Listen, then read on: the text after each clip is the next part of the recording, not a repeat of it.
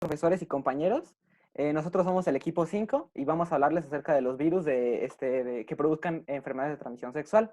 Nuestro equipo está conformado por Ángeles Sánchez Alejandro, Conde Laguna Dulce Lucero, por Mejía Torres Lilian, Muñoz Pineda Daniela y Villalobos Flores Ana Paola y su servidor García Ramírez Rafael. La siguiente. Ok. Bueno, entonces tenemos que las enfermedades de transmisión sexual son infecciones que se contagian de una persona a otra, usualmente durante el sexo vaginal, anal u oral. Son muy comunes y muchas personas que las tienen no presentan síntomas, es decir, son asintomáticas. Sin tratamiento, las enfermedades de transmisión sexual pueden causar serios problemas de salud. Algunos son de menor seriedad que otras, pero usualmente en su historia natural, si no son tratadas, pueden causar problemas más graves. La buena noticia de esto es que hacerse la prueba no es complicado y que la mayoría de estas enfermedades son fáciles de tratar. Algunos ejemplos de enfermedades de transmisión sexual son, por ejemplo, el VPH, la sífilis, la gonorrea, el herpes genital, la clamidia, la hepatitis C y el VIH, entre otras.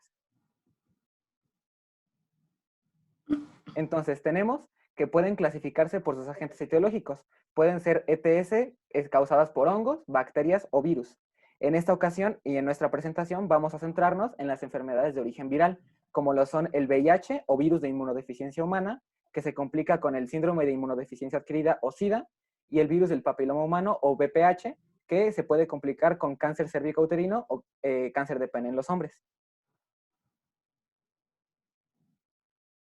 Bueno, para los mecanismos de infección de las ETS, tenemos que se van a transmitir durante la actividad sexual o coito. Ya habíamos dicho, vaginal, anal u oral, y van a ocurrir durante esta actividad sexual pequeñas roturas del epitelio indoloras, principalmente por la fricción que hay, y que pueden causar la introducción del virus al organismo y por consiguiente una infección en el área comprometida o una enfermedad sistémica.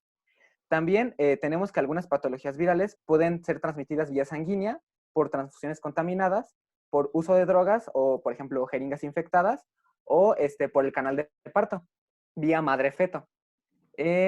Bueno, puede ser vía madre-feto en torno a cruzar la barrera fetoplacentaria cuando se está gestando aún el producto, o durante el parto, por canal de parto, que el bebé se contagie de alguna ETS.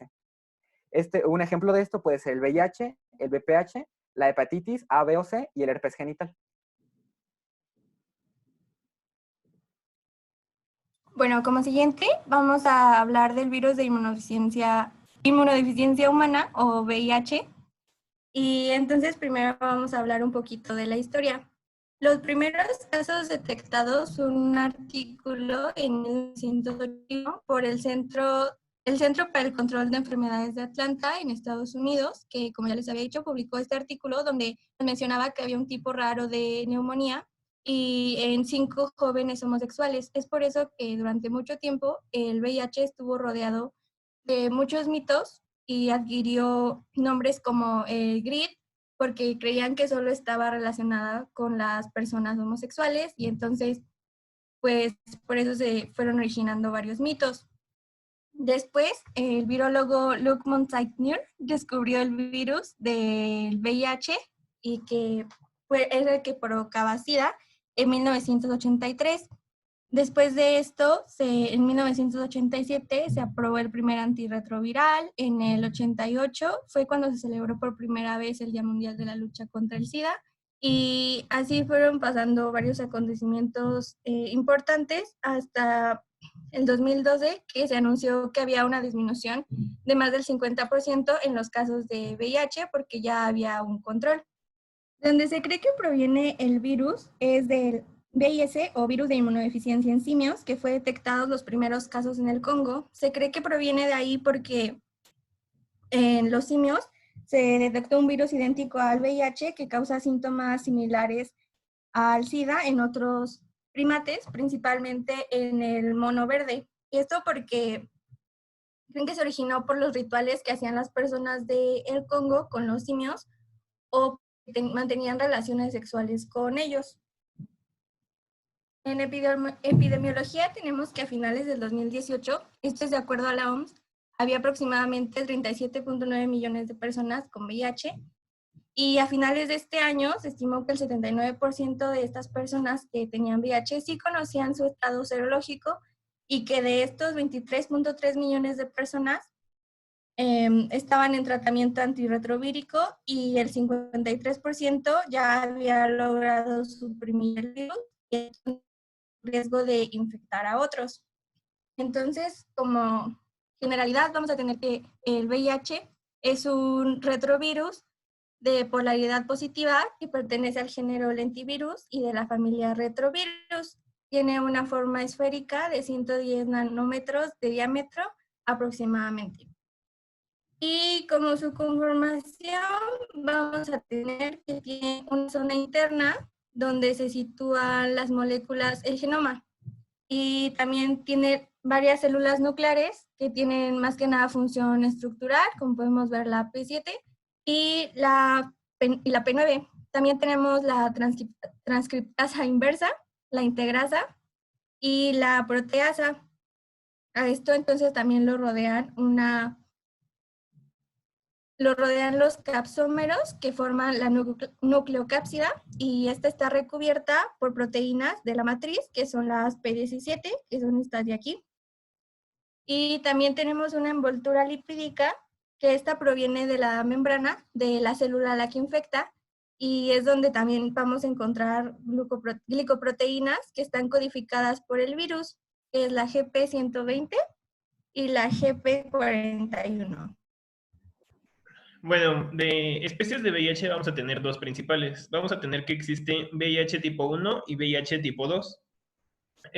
Entre estos dos tipos de virus va a haber una homología genómica aproximadamente del 50%. Esto pues quiere decir que el 50% de su genoma se va a parecer entre uno y otro. El VIH tipo 1 va a estar dividido en tres grandes grupos. El M, que es el principal, el O alejado, y el N. El tipo O y N son minoritarios y se describieron inicialmente en África ecuatorial. El grupo M es mayoritario y se subdivide en varios tipos. Este es el principal causante de la epidemia pandemia a nivel mundial de VIH. El virus de VIH tipo 2 también va a estar nada más en África. Y vamos a tener que su célula blanco de este virus va a ser el linfocito TCD4, los macrófagos y las células dendríticas. Bueno, su mecanismo de acción va a ser el siguiente. Vamos a tener que el virión va a penetrar en el organismo. Pues va a tener varias vías de transmisión que se van a ver más adelante. Como ya vimos, va a tener el virus en su estructura la glicoproteína de superficie GP120. Esta va a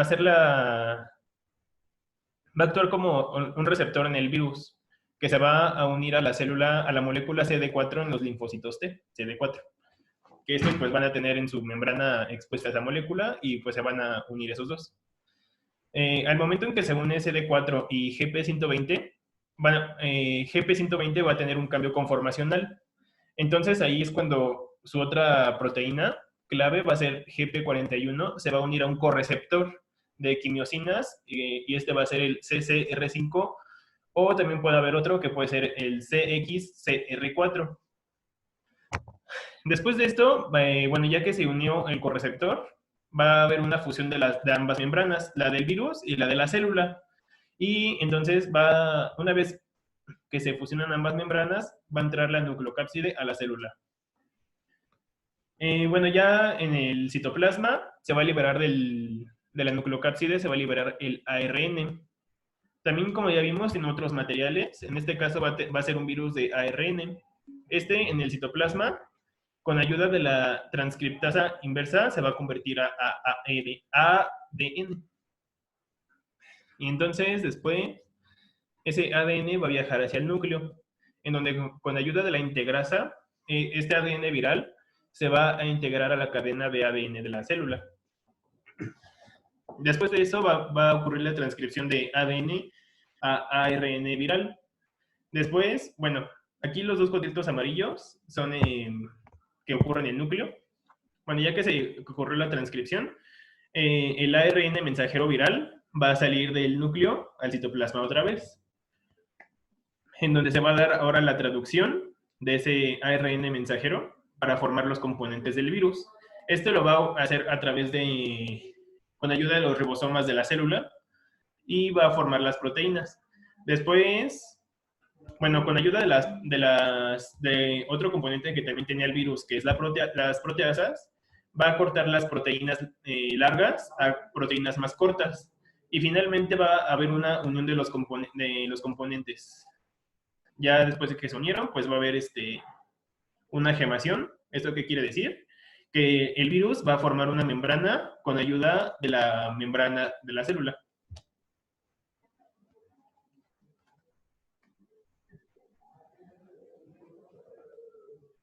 Bueno, aquí tenemos una imagen que lo explica mejor. En el número 1, pues tenemos el enlace, que es donde se van a unir las proteínas GP120 y CD4, y también la GP41 con el correceptor.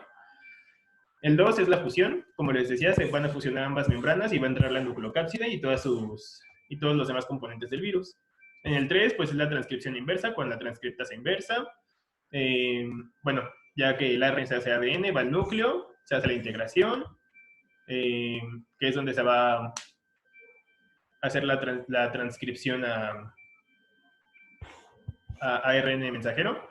Luego va a salir del núcleo al citoplasma, la multiplicación, que va a ser cuando se hace la traducción de los componentes víricos, y el ensamblaje es cuando se arma el virus, y la gemación, como les decía, todos esos componentes van a agarrar un pedacito de membrana de la célula y para formar la membrana del virus y contaminar otras células.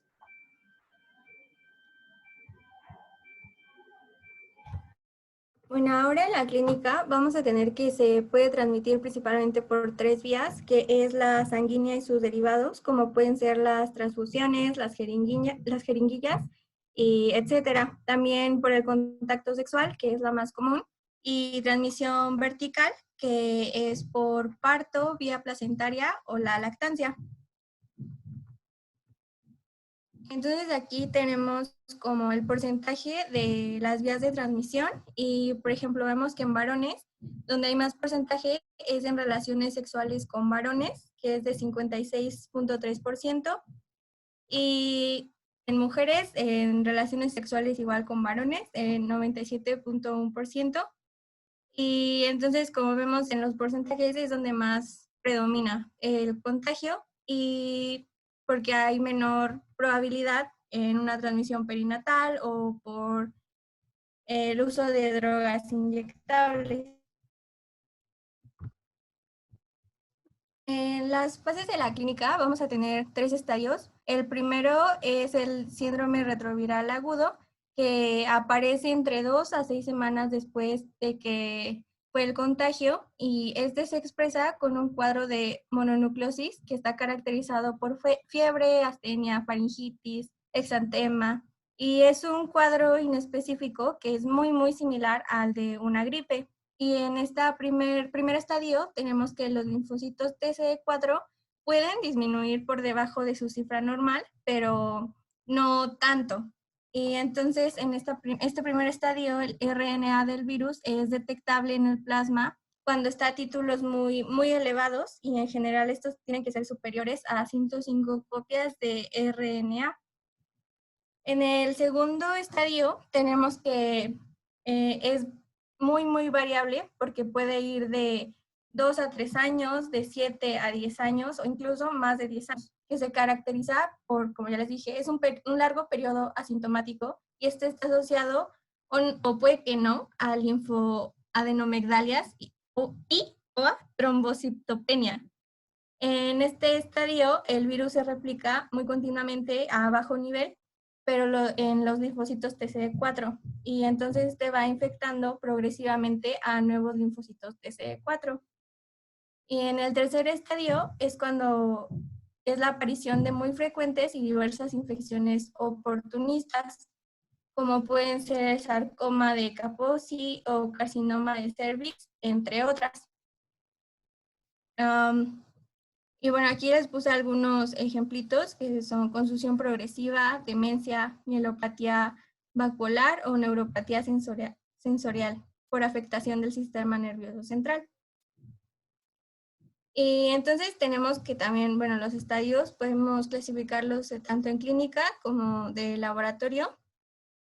Y únicamente en estos estadios cuando es en laboratorio 3 y en clínica en C, en estos de aquí, se va a considerar que ya es SIDA. Estos son algunos ejemplos de enfermedades oportunistas. Citomegalovirus, la toxoplasmosis, neumonía, bueno, son muchas. Igual la herpes genital, VIH, y así. Su diagnóstico se va a basar en la demostración de los anticuerpos para VIH o para los componentes que va a tener el virus. En este caso, la más usada, bueno, o como primer recurso, va a ser la prueba que conocemos como ELISA, que pues estas son las siglas de su nombre en inglés, que es Enzyme Linked Immunosorbent Assay, o ensayo ligado a enzima inmunoabsorbente, algo así, que va a detectar anticuerpos que el cuerpo va a estar creando para atacar al VIH. Esta va a tener una sensibilidad del 99.5%. Sin embargo, esta a veces puede dar falsos positivos. Entonces, por eso se ocupa una prueba de confirmación, que va a ser el Western Blot. El Western Blot va a identificar los componentes del virus, aquí en este caso va a identificar las proteínas P24, GP41 y GP120. El Western Blot, pues ya aquí como dices, es la prueba confirmatoria y ya te va a decir si tienes o no VIH. Esta se tiene que repetir un mes después para estar 100% seguros de que la persona es portadora de VIH.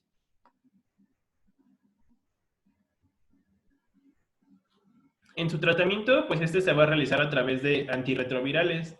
Estos van a estar enfocados principalmente para detener algunos componentes del virus y evitar su replicación. En este caso tendríamos, por ejemplo, antagonistas de CCR5, que como ya vimos era uno de los correceptores para GP41. También vamos a tener los inhibidores de la fusión, que pues como lo dice, va a evitar la fusión de las membranas. Los inhibidores de la transcriptasa inversa no análogos de los nucleósidos, pues va a ir contra la transcriptasa, evitando que pues se convierta el ARN viral a ADN. También vamos a tener los inhibidores de la transcriptasa inversa análogos de los nucleósidos. No, eso es lo mismo, está repetido. Pero bueno, son los inhibidores de la integrasa. E igual también los inhibidores de la proteasa. Aquí como vemos, pues el tratamiento que se ocupa pues son para evitar la replicación yendo en contra de algunos componentes del virus. Y sería todo de VIH. Bueno, luego tenemos el virus del papiloma humano,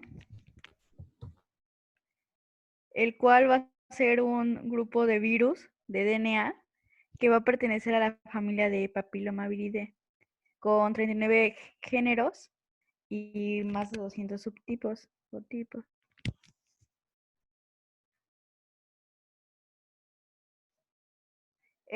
Podemos ver que las propiedades más importantes del virus va a ser que va a ser icosaédrico, con 50 nanómetros de diámetro, una composición del 10% de DNA y el 90% de proteínas. Y bueno, las proteínas estructurales van a ser histonas celulares y no va a estar cubierto, y la replicación del virus va a ser en el núcleo.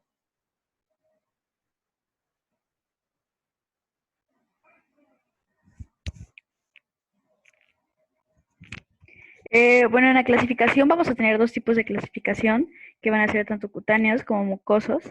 Los del tipo mucoso van a estar asociados a las lesiones benignas, que van a ser los tipos 6 y 11, y van a ser conocidos como los de bajo riesgo, mientras que los que están asociados a lesiones malignas son los tipos 16, 18, 31, 33, 35, 39, 45, 51, 52, 58 y 59. Y estos van a ser los de alto riesgo.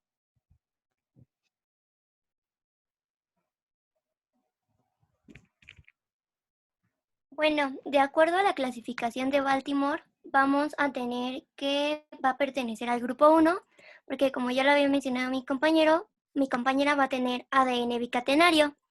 Morfológicamente va a poseer una envoltura y esta va a tener un diámetro de 55 a 52 nanomicras. También va a poseer una cápside proteica en donde va a predominar la proteína L1 en un 95%.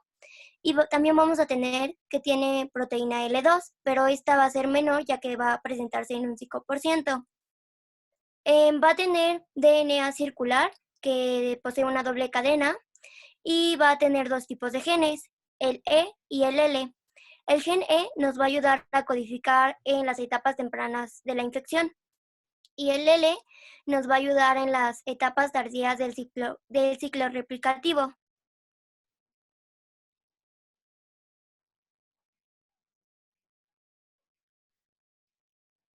Luego, en el ciclo de replicación, vamos a ver que está ligado al crecimiento y a la diferenciación de las células epiteliales hospederas. El VPH va a iniciar su ciclo productivo infectando a las células que están poco diferenciadas en las capas basales del epitelio. Ahí van a iniciar la transcripción de sus genes. Y ya luego, cuando las células infectadas se diferencian, y van a migrar desde la capa basal hasta el estrato del epitelio, la replicación viral se va a estimular y va a producir una acumulación de viriones dentro del núcleo. Tenemos que la transmisión va a ser por contacto sexual, por vía materna y por contacto directo o indirecto.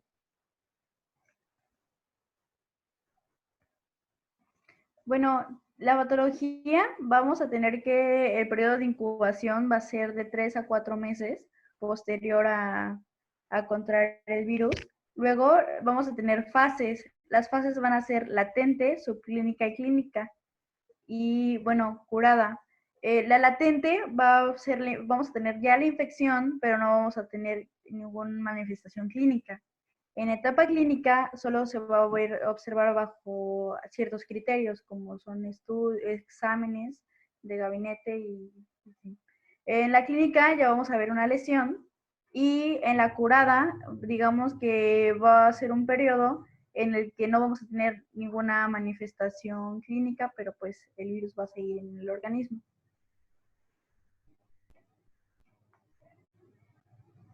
En la clínica vamos a tener diversos tipos de verrugas o incluso se puede presentar una complicación que es el cáncer cervicouterino. En los tipos de verrugas que tenemos, vamos a comenzar con las verrugas comunes. Estas son bultos ásperos que van a tener cierta elevación y se van a presentar en las manos y en los dedos. Estas son antiestéticas ya que no pueden presentar algún dolor o si se puede presentar y son susceptibles a sangrado. También vamos a tener las verrugas plantares. Estas son crecimientos duros que van a aparecer en los talones o en la parte anterior de la planta de los pies y nos pueden llegar a causar molestias. Después vamos a tener a las verrugas genitales. Estas van a aparecer como lesiones planas o como pequeños bultos que van a tener cierta forma de coliflor y van a tener protuberancias. Estas nos pueden causar molestias, pero es raro, y también dolor. Algo que sí causan y es algo característico es comezón, y esta puede ser intensa. En las mujeres, las verrugas se van a presentar en la vulva y van a aparecer cerca del ano, o también se pueden presentar en el cuello uterino o en la vagina. Y en los hombres, las verrugas se van a presentar en el pene, alrededor del ano o en el escroto. También vamos a tener algo que se le conoce como verrugas planas, que estas no van a tener tanta elevación. suelen aparecer en la cara, en los hombres va a aparecer en el área de la barba y en las mujeres suele aparecer en las piernas. Como ya lo habíamos mencionado, otra de las características clínicas que va a presentar los pacientes con BPH va a ser cáncer cervicouterino. Esto se debe a una complicación que nos genera el virus del BPH. El mecanismo molecular que va a tener esta malignización por medio del BPH es que el BPH va a tener dos productos. Estos productos se van a generar a partir de dos genes tempranos que va a poseer. Y estos productos son dos tipos de proteínas, proteína E6 y la proteína E7. Estas son capaces de interaccionar con la regulación del crecimiento y con la replicación celular, generando daños en el ADN de células sanas. Primero vamos a explicar el de la proteína E6. Este es la que va a tener un alto riesgo. La proteína E6 se va a unir con una molécula con la molécula P23, la cual es uno de los reguladores del ciclo celular. Esta la va a inducir a degradación. Lo que va a pasar es que la P53 va a enviar una señal que va a detener el ciclo celular. Pero como a este nivel está dañada, pues va a ser imposible. Por consiguiente, la célula va a sufrir una apoptosis orquestada por P23. Como va a tener daños la P23, no se va a orquestar esta apoptosis. Por lo tanto, va a empezar a generar un tumor maligno. Vamos a tener que los tumores que se desarrollan van a ser o van a depender del número de mutaciones. Mientras más mutaciones, es más desfavorable, ya que va a incrementar la malignidad de las células, por así decirlo. Después, vamos a tener el mecanismo molecular de la proteína E7. Esta también va a ser de alto riesgo. Lo que va a hacer es que se va a unir a un producto de gen represor que se le conoce como RB. Y esto va a generar un impedimento para que sea controlado el mecanismo de crecimiento o de proliferación celular. Por lo tanto, va a quedar libre la replicación celular y esta va a ser continua hasta generar tumores. Cuando la E6 y la E7 cooperan eficientemente, se va a tener una transformación de las células a malignas y esto nos va a producir tumores, ya que se va a tener una replicación celular continua muy masiva, generando tumores cervicales a largo plazo.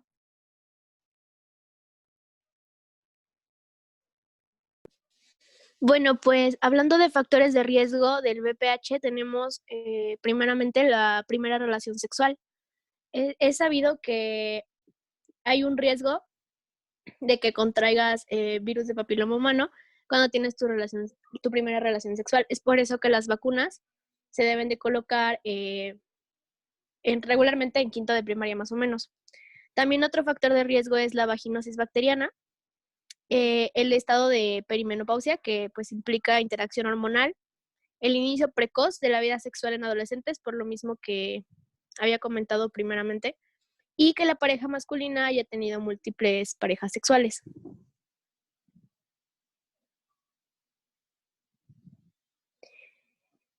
Para los métodos de diagnóstico tenemos de dos tipos, examen macroscópico y examen microscópico. Para el examen macroscópico, pues comprende la observación directa de las verrugas o de las lesiones genitales. Se puede utilizar ácido acético, que su función es que tiñe de blanco las lesiones. Asimismo, se observa mediante colposcopía del cuello uterino y de la vagina, previamente teñida con yodo o ácido acético igual. Con el examen microscópico tenemos la observación de células sospechosas con cambios coilocíticos en citologías de cuello uterino y de vagina en mujeres, usando la tinción de Papa Nicolau o penescopía. Se pueden tomar biopsias de lesiones sospechosas o incluso de vegetaciones o verrugas genitales, tanto de hombres como de mujeres. Y así, pues, enviamos las muestras a una sección de anatomía patológica, pues, para su análisis.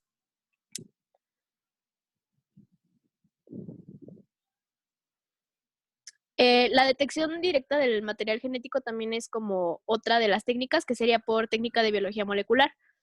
Amplían el ADN del virus y permiten la identificación de los distintos serotipos del material viral.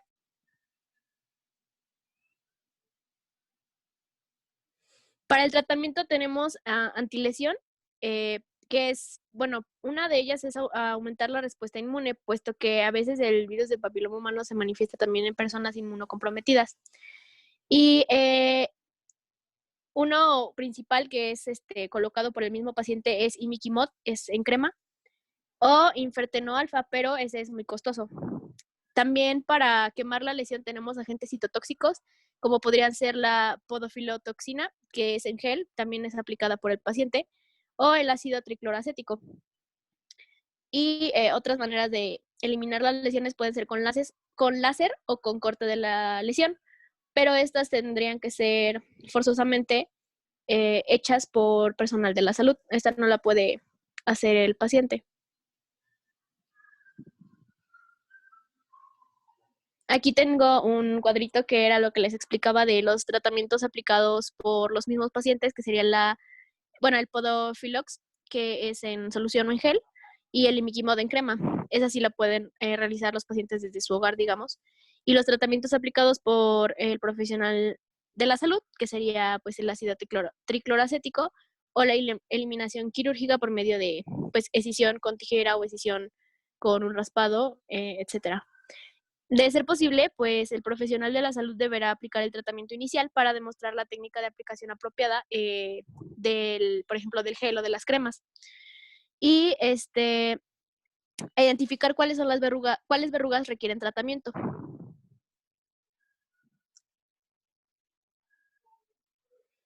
La parte de las complicaciones, como ya se había explicado anteriormente, pueden ser el cáncer de pene, puesto que el virus puede aparecer en el surco balanoprepucial o en el glande, y el cáncer cervicouterino, que ya les había explicado mi compañera.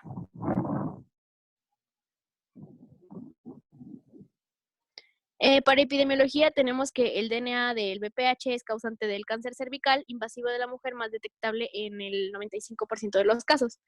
Los genotipos de este virus van a ser el 16 y el 18 y son responsables del más del 70% del cáncer cervical. Con el genotipo 45 contribuyen al 94% del adenocarcinoma de cervix y con un estimado de 500,000 casos nuevos y 250,000 muertes por cáncer cervical. Entonces, este cáncer se sitúa en la tercera y cuarta posición en cuanto a incidencia y mortalidad de cáncer de la mujer en el mundo. Y en cuanto a México, en el cáncer cervical es el de mayor incidencia en la población femenina.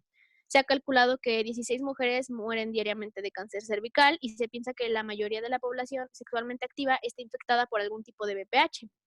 Pero, pues al tratarse de un virus latente que se mantiene asintomático, como les habían comentado mis compañeras, por periodos largos de tiempo, la mayoría de las personas infectadas se presenta como una infección subclínica y su detección y su tratamiento pues no se da de forma oportuna, por lo tanto pues el contagio aumenta día con día. Bueno, luego tenemos la control y la prevención. De acuerdo a la OMS, vamos a tener prevención primaria, secundaria y terciaria. En la prevención primaria vamos a tener que va a ser de niñas de 9 a 14 años. Y la mejor manera de prevenir el VPH es vacunar a las niñas antes de que empiece la actividad sexual, así como lo habían comentado anteriormente. Los niños y niñas, según proceda, la información sanitaria y advertencias sobre el consumo de tabaco, vamos a tener que va a haber educación sexual adaptada a la edad y de acuerdo al contorno en el que vivan, a la cultura. Se va a fomentar el uso de preservativos y se va a dar suministro para que tengan a la mano y puedan ocuparlos en caso de requerirlos. Y pues de preferencia hacer la circuncisión masculina porque pues ahí abundan pues una gran cantidad de microorganismos que pueden llegar a ser patógenos en caso de que no haya una buena higiene. Luego en la prevención secundaria vamos a tener mujeres mayores de 30 años y se va a hacer una detección y tratamiento, las cuales van a ser pruebas rápidas de detección de VPH, van a ser seguidas un tratamiento inmediato y un tratamiento in situ. Luego, en la prevención terciaria, vamos a tener que todas las mujeres, según sea necesario, van a ser tratadas de cáncer cervicouterino invasivo a cualquier edad y van a ser enviadas a cuidados paliativos en caso de ser necesario. Vamos a tener cirugía, radioterapia, quimioterapia y pues cuidados paliativos. Luego, en vacunas, la vacuna se va a aplicar vía intramuscular y va a ser una vacuna tetravalente, es decir, que va a ser indicada para prevenir los serotipos 6, 11, 16 y 18. Y lo que va a hacer la vacuna es imitar las proteínas que componen a la cápside, como lo habían mencionado anteriormente, tiene proteínas L1 y L2, y va a generar una respuesta humoral. Y el antígeno presentado a través de las citoquinasas madurarán y se diferenciarán en células plasmáticas y de memoria. Entonces, cuando el cuerpo entre en contacto con el BPH, se generará un transporte de anticuerpos neutralizantes en el epitelio basal, donde se neutraliza el virus, evitando de este modo la infección. Y las vacunas, el público objetivo, en este caso, como se había mencionado, ya van a ser de niñas de 9 a 11 años antes de empezar su actividad sexual. Y la OMS va a recomendar administrarles 2 dosis de vacunas en un intervalo de 6 meses entre ellas. Las personas deben de recibir estas dosis para estar protegidas y 3 vacunas seguras y efectivas son precalificadas por la OMS.